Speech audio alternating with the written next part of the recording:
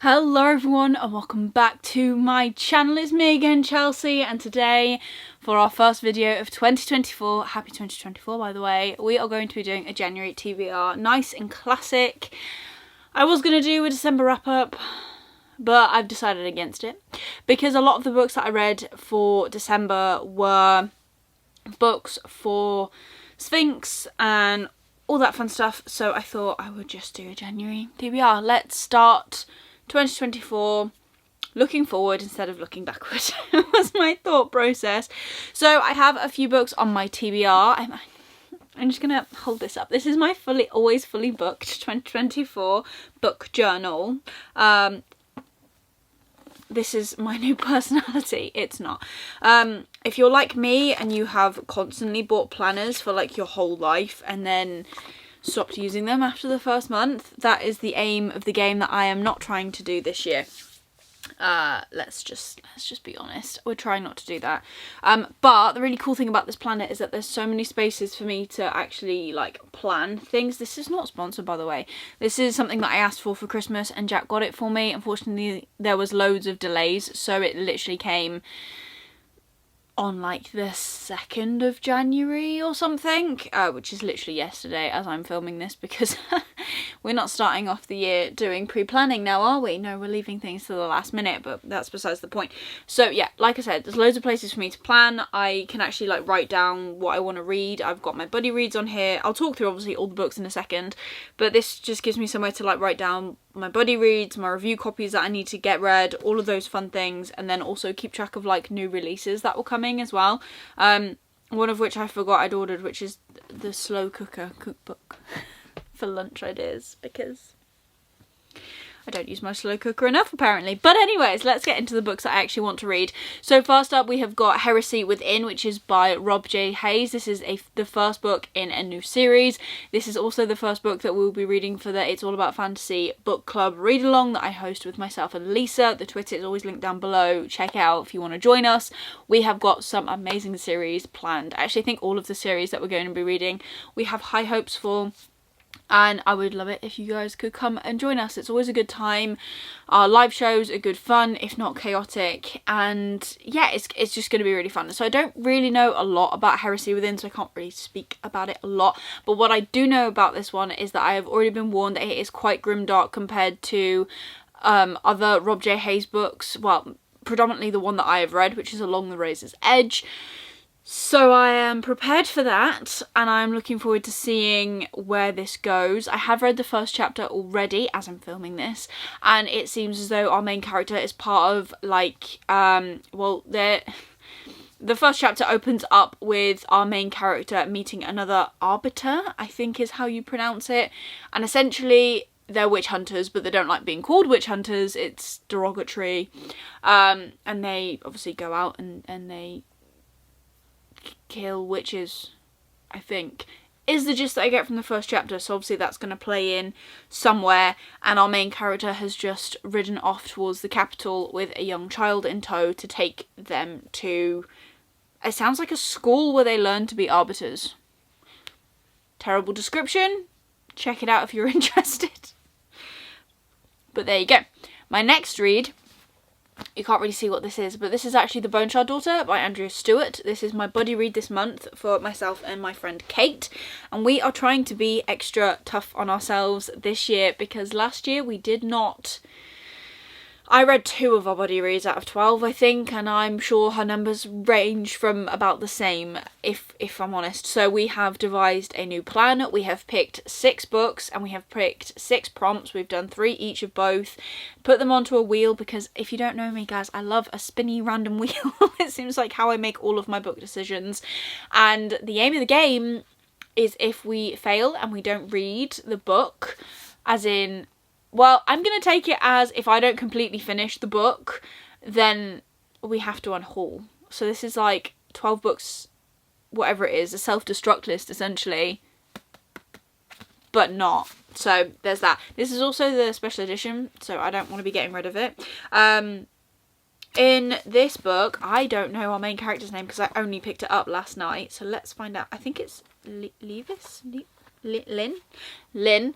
And then there is another character which I'm about to start reading, which is called Jovis. Don't know anything about Jovis because he's in chapter 2, but Lynn is the daughter of the Bone Shard King, and we are briefly introduced in the first chapter to the Bone Shard magic, where you can power things with little shards of bone. There is a sprinkling of information where it sounds as though every year there is a tax put on the people in this world or this nation. I haven't really got into the specifics of that part yet, where they have to get part of their bone like cut out of their head behind their ear, which is odd, and this sounds like that is what goes to power Bone Shard magic. But Lynn doesn't remember anything from before 5 years ago. She's got 5 years of memories and that's it. And her father is refusing to teach her anything about Bone Shard magic until she is whole again, and she is worried that she will never be whole. So she is attempting to do things to try and find out what she has forgotten. And that is the first chapter of this book. So I'm intrigued. There is no dislike yet, like I said, first chapter. So not too sure. But we're reading it, we've started it before the double digits of the month. So go me. And then the next 3 are review copies, because I have another book written on here, but I've already finished that for this month, so we're not gonna talk about that. I do have another Spiffbo book that I need to read.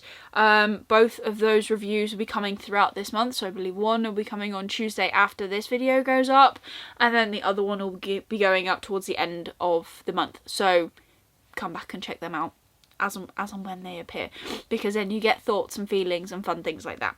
But I'm just going to go on Goodreads and find the description of the next one, because this is a new one to me. I was very kindly sent a copy of this by the author, and it is an indie author. So this book is called Elegy of a Fragmented Vineyard, and it is by Caden Love. So thank you very much, Caden, for sending me an ebook copy of this book to review. It comes out on the 24th of this month, so be sure to check that out. So the description of this book is: forced to appease the policies of a foreign fiefdom, Fenrir must do the harvest organs from infants. 10 years ago, a new generation of children began to manifest abilities from the gods. Now nearly half of the continent has chosen to graft these organs into adults, granting them their powers. Fenrir will no longer participate, but can he repent his sin before all morality is lost? Meanwhile, Ahi will give all to preserve the process of harvesting, silencing those who oppose her people. Will this land of peace resort to the barbaric practice of war? In a battle of preservation and progression, there can only be one victor. So I'm looking forward to giving that a go. Obviously that doesn't give anyone a full picture of the book, and I'm looking forward to reading it and reviewing it for you guys. I know a couple of people that I follow also want to read this, so I'm really looking forward to hearing everyone's thoughts and feelings about this book, and I love a new debut. So this is Caden's first book, so looking forward to that. Now the next one is one that I have already started, and that is Grievouss Blood by Alexander Darwin. I was sent a copy of this by Orbit and Black Crow PR, so I really enjoyed Combat Codes. I finally finished Combat Codes, guys. I finished that last month. Very proud of myself. And this is the sequel. Literally today he has just announced the cover for the 3rd book, and it's good. It's good. So this, like I said, is the sequel. We are still following our main character Seago, which is very, very cool. Combat Codes itself is a book which has got a sprinkling of fantasy within it, but the main premise of it is a martial arts book, I would say. So in this world, the nations that are part of the world have stopped going to war for things that they want, and now they fight for what they want. And by doing that, they each send forth Griever Knights, who are trained people to go and fight for the causes that they wish to win. So if 2 countries are disputing who can conquer what land, if countries are disputing power prices, anything like that, they can literally send a team of Griever Knights to a specified location, and the knights will have to fight for each country, and then whoever wins that battle, essentially. So it's a very cool in-depth world, and I really enjoyed learning more about it. There are a couple of cliffhangers at the end of this first book that I am really looking forward to hopefully finding more out about in this one. I'm hoping there's some answers in here, because I don't think I can wait for the third one, but it's so good. I gave the first book 4 stars, and I'm hoping that the series just continues to get better for me now that I know the world and I'm grasping the magic system. So that's pretty cool. I mean, it's not like a magic system like wizards and witches and stuff, but it's a very cool magical element where almost all of the rings that the fighters fight in produce different emotions, essentially, because they're different metals. So one can make you feel more creative, which means like fighters have to battle against the feeling that they need to do new and creative moves that will probably end up getting their butts kicked. There's one that like messes with time. It's very cool, very intricate. Loved it. And then the final review copy that I have got to review this month is this one, which is The Bitter Crown by Justin Lee Anderson, which is the sequel to The Lost War. Again, thank you very much to Orbit and Black Crow PR for sending me a copy of this. This is kind of next on my list for physical reads once I finish Grievouss, so that I can continue with the review books that we have got. But again, I love the first book of this. Lost War got 4 stars from me as well, and it is more of your classic fantasy in which one of our main characters is actually a mage, and he's pretty cool, if I'm honest. There seems to be a lot of gaps in the story between different parts of this world, which are very, very cool, which our characters are fighting to try and find out what is actually happening.